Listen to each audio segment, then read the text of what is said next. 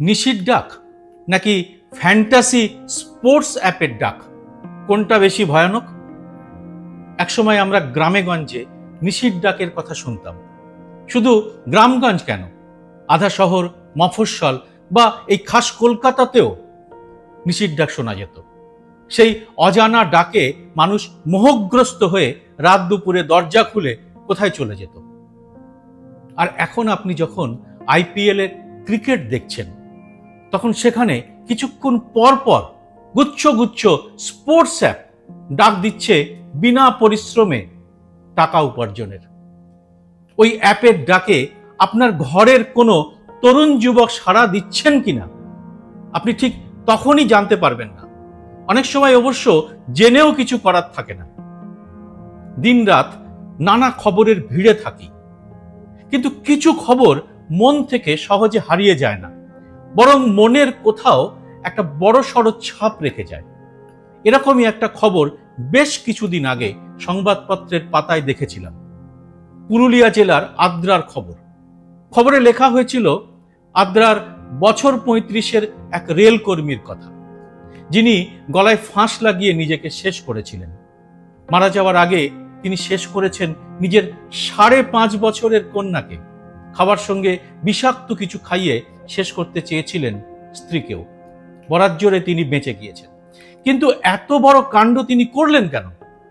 প্রাথমিক তদন্তের পরে পুলিশ জানিয়েছিল ওই রেলকর্মীর 15 লক্ষ টাকা ঋণ ছিল। ঋণের টাকা শোধ করতে না পেরেই তিনি পাগলের মতো হয়ে গিয়েছিলেন। ছোট্ট ছিমছাম পরিবারের এক চাকরিজীবীর এত টাকা ঋণ হলো কেন? পুলিশকে ওই ব্যক্তির স্ত্রী জানিয়েছেন সম্প্রতি তিনি অনলাইন গেমে আসক্ত হয়ে পড়েছিলেন। নেশাগ্রস্তের মতো তিনি দিনরাত এই খেলা নিয়েই মেতে থাকতেন। প্রথমে কয়েকবার তিনি এই খেলা থেকে কয়েক লক্ষ টাকা জিতেছিলেন। তারপর থেকে টানা হার। আত্মীয় স্বজনের কাছ থেকে টাকা এনে প্রথমে সেই ধার মিটিয়েছিলেন, তারপরেও খেলা ছাড়তে পারেননি। তার বিশ্বাস ছিল একদিন তিনি এই খেলায় জিতে সুদে আসলে সব টাকা তুলে আনতে পারবেন। এটা কি কোনো বিচ্ছিন্ন ঘটনা? তথ্য বলছে না। আমার আপনার চারপাশে, শহরে, আধা শহরে, মফস্বলে, গ্রামে সর্বত্র পাবেন এরকম নেশাগ্রস্ত মানুষ। এবারের এই এপিসোড এই ভয়ঙ্কর ফ্যান্টাসি স্পোর্টস অ্যাপ নিয়ে। আমি জানি না আমার এই ছোট্ট চ্যানেলে এর আসল রূপ তুলে ধরলে কোনো কাজ হবে কিনা, তবে হাজার হাজার কোটি টাকার এই অসৎ অনৈতিক কারবার কি করে শেষ করছে আমাদের যুব সমাজকে, তার একটা ছোট্ট প্রতিবাদ তো লিপিবদ্ধ রাখতেই হবে। তুলে ধরতে হবে আমাদের অনেক সেলিব্রিটির কথা, যারা স্রেফ টাকার লোভে এই অনৈতিক কাজকে তরুণ সমাজের কাছে আকর্ষণীয় করে তুলে ধরছে। এদেশের বিচিত্র আইনের ফাঁক গলে এই জুয়ার কারবার এবং বিজ্ঞাপন বৈধতা পাচ্ছে। সরকারও এর থেকে মোটা টাকা কর নিচ্ছে। কিন্তু নৈতিকতা কি বলে? এই অনলাইন গেমিং অ্যাপের নেশা থেকে আমাদের যুব সমাজকে বাঁচানোর দায় কিন্তু ওরা নেবেন না। ওনারা কেউই ক্রিশ্চিয়ানো রোনাল্ডো নন, যিনি প্রেস কনফারেন্সের সময় সামনে ওই কুখাদ্য ঠান্ডা পানীয়ের বোতল ঠেলে সরিয়ে দেন। আইন নয়, তার নৈতিকতা তাকে আটকেছিল। ভিডিওটি ভালো লাগলে লাইক দেওয়ার মতো ছোট্ট কাজটা করবেন, তাতে ইউটিউব বিষয়টিকে আরো মানুষের কাছে পৌঁছে দেবে। এটাই হতে পারে আপনার প্রতিবাদ।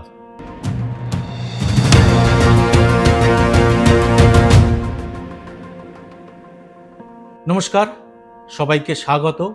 আমি সুব্রত বসু। ভারতে শুরু হয়ে গেছে আইপিএল ক্রিকেট মরশুম।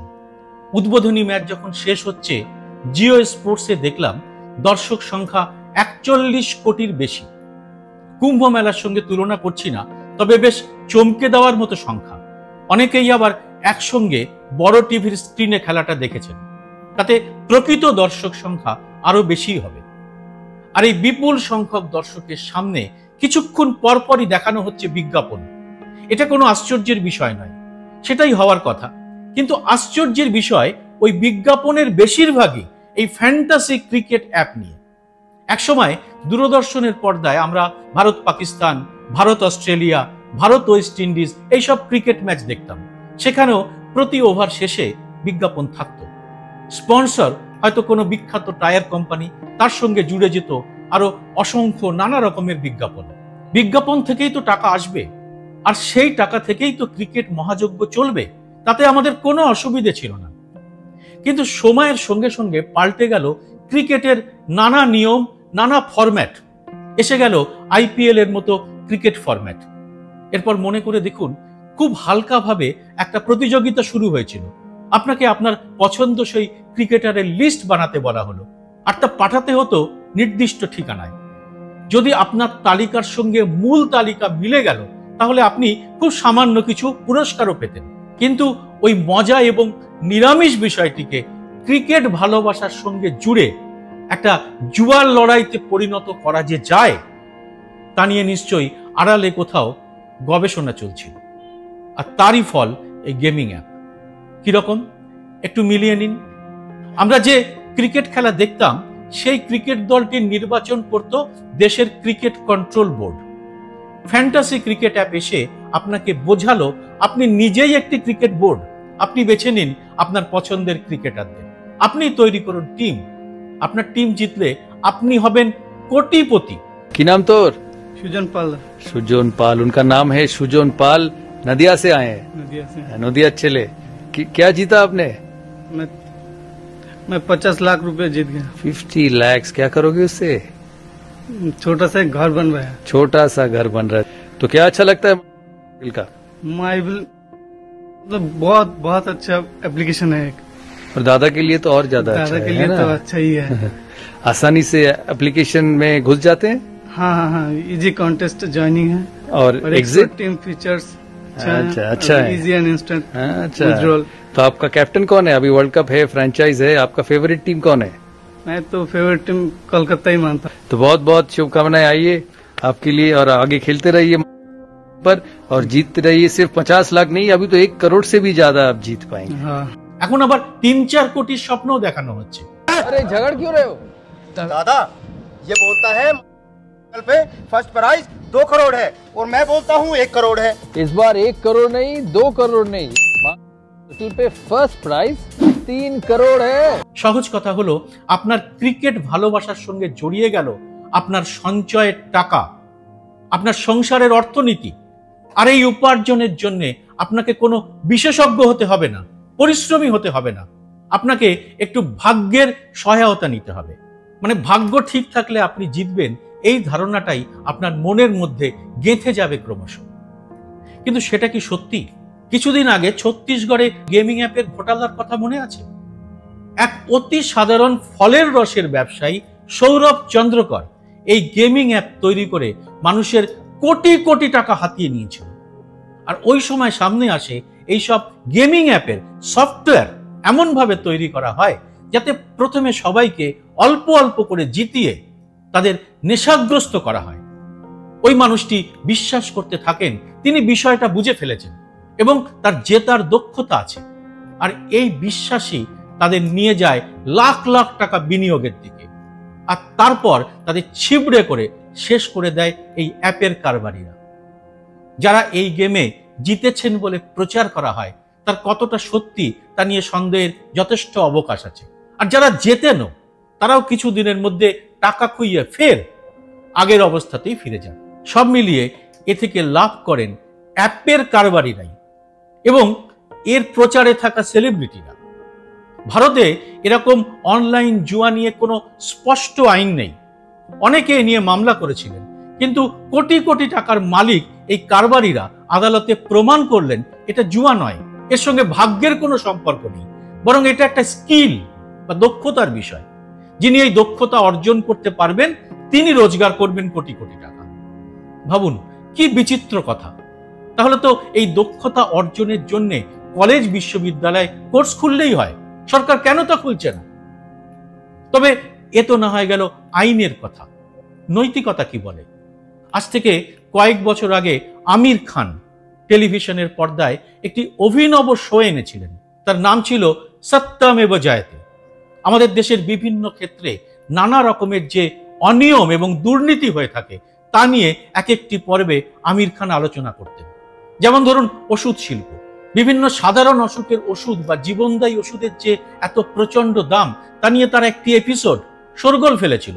জেনেরিক ওষুধের উপর এই অনুষ্ঠানের পর মানুষ সত্যিই বুঝতে পেরেছিলেন কিভাবে তারা বাজারে গিয়ে একই ওষুধ বিভিন্ন কোম্পানির বিভিন্ন দামের কিনছেন এবং ঠকছেন। অর্থাৎ নীতি নৈতিকতা নিয়ে একটি ধারাবাহিক অনুষ্ঠান করেছিলেন শ্রদ্ধেয় আমির খান। ওই একই আমির খান এখন নিয়মিত বিজ্ঞাপন করছেন একটি ফ্যান্টাসি ক্রিকেট অ্যাপের। এখানে তারই মতো আরো এক ফিল্ম স্টার দল গঠন করছেন। দুই ফিল্মি তারকার সঙ্গে তাল মিলিয়ে ক্রিকেট ছেড়ে অভিনয় করছেন ভারতের মহা ক্রিকেট তারকারা। তারাই জুয়ার নেশায় পড়ে টাকা লাগাতে বিজ্ঞাপন করছেন। প্রথমে রোনাল্ডোর কথা বলছিলাম না, তিনিও বড় তারকা, কিন্তু বিজ্ঞাপনের জন্য নৈতিকতা বিসর্জন দেননি তিনি, আর এই জন্যই তিনি শ্রদ্ধার আসন পেয়েছেন। এবার কিছু তথ্য আপনাদের সামনে আনা যাক। প্রথমে দেখা যাক কিভাবে বাড়ছে এই কারবার। ডেলয়েটের এক সমীক্ষার হিসাবে দেখা যাচ্ছে ভারতের অনলাইন গেমিং শিল্প 2019 সালে $1.1 বিলিয়ন থেকে 2022 সালে 3 গুণ বেড়ে যায়। এরপর 23-24-এ বাড়তে থাকে লাফিয়ে লাফিয়ে। এখন তা কত গুণ বেড়েছে? 23 সালে এই গেমিং এর মার্কেটের মূল্য ছিল 16,428 কোটি টাকা, আর আগামী 3 বছরে এই বাজার বেড়ে দাঁড়াবে 33,243 কোটি টাকা। আর এ থেকে সরকার কত কর নেয় জানেন? সরকার এ থেকে পায় 28% জিএসটি। এই হারে জিএসটি চালু হওয়ার পর থেকে 23-24 সালে শুধুমাত্র অক্টোবর থেকে মার্চ মাস পর্যন্ত সরকার প্রায় 7,000 কোটি টাকা জিএসটি আদায় করেছে। চলতি বছরে এই পরিমাণ 10,000 কোটি ছাড়িয়ে যাবে বলে অনুমান করা হচ্ছে। তাহলে এ থেকে দেশের সরকারের রোজগারটা মন্দ নয়। দেশের যুব সমাজ চুলোয় যাক, কাজকর্ম পড়াশুনো ফেলে এ নিয়ে মেতে সর্বনাশের পথে যাক, আমরা ট্যাক্স পেলেই হলো। আর এই তথ্যের প্রেক্ষিতে দিল্লির all India institute of medical science বা এইমস এবং বেঙ্গালুরুর service for healthy use of টেকনোলজির চিকিৎসকরা জানিয়েছেন এই গেমিং অ্যাপগুলোর জন্য ভারতীয়দের জুয়ার প্রতি আসক্তি অনেক বেড়ে গেছে, আর এতে বাড়ছে মানসিক অসুস্থতাও। শুরুতেই বলেছিলাম, প্রথম আইপিএল ম্যাচের শেষের সময় আমি দেখেছি জিও স্পোর্টসের দর্শক সংখ্যা 41 কোটিরও বেশি। অর্থাৎ দেশ জুড়ে আইপিএল ক্রিকেটের প্রভাব নিয়ে কোনো সংশয় নেই এর জনপ্রিয়তা এবং দর্শক নিয়েও। কিন্তু যা বহু মানুষকে আতঙ্কিত এবং চিন্তিত করছে তা হলো এই ভদ্রলোকের খেলার সঙ্গে ফ্যান্টাসি অ্যাপগুলো যুক্ত হওয়ায়। কোটি কোটি টাকা খরচ করে তারা ভারতের পঙ্গু অর্থনীতিতে বিধ্বস্ত যুব সমাজকে নিশির ডাকের মতো ডাক দিচ্ছে। এই নিশির ডাক বা ফ্যান্টাসি ক্রিকেট গেমিং অ্যাপে বিখ্যাত ক্রিকেট খেলোয়াড়রা আপনার আমার হয়ে বলে দিচ্ছে, আপনি নিজের দল বানান নিশ্চিন্তে, ভাই আমি তো সঙ্গে আছি। ছোটবেলায় জুয়ার নেশার কথা অনেক শুনেছি। বড়রা বলতেন একবার এই নেশায় পড়লে ঘর সংসার শেষ হয়ে যায়। উদাহরণ টানতেন মহাভারত থেকে। পাড়ায় লুকিয়ে চুরিয়ে গজিয়া ওঠা জুয়া সাট্টার ঠেক ভেঙে দিত পুলিশ।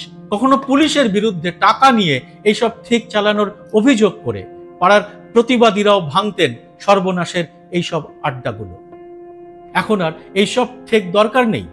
সবার হাতের মুঠোয় ঢুকে গিয়েছে এই অনলাইন রামি বা পোকার গেমের মোবাইল অ্যাপ এবং তার সঙ্গে এই ক্রিকেট ফ্যান্টাসি অ্যাপ। কাজ না করে টাকা রোজগারের এই প্রলোভন সামলাতে পারছেন না দেশের কোটি কোটি সাধারণ মানুষ। এর মধ্যে যেমন রয়েছেন অল্প শিক্ষিত, গরিব, নিম্নবিত্ত মানুষ, ছাত্র, যুবক, তেমনই রয়েছেন শিক্ষিত মধ্যবিত্তের একাংশ। পরিকল্পিতভাবে তাদের প্রথমে টাকা জিতিয়ে লোভের ফাঁদে ফেলছে কারবারিরা, তারপর শেষ করে ছেড়ে দিচ্ছে। কেউ বুঝতে পেরে সময় মতো বেরিয়ে আসতে পারছেন, কারো বা অবস্থা হচ্ছে আদ্রার ওই রেল কর্মীর মতোই।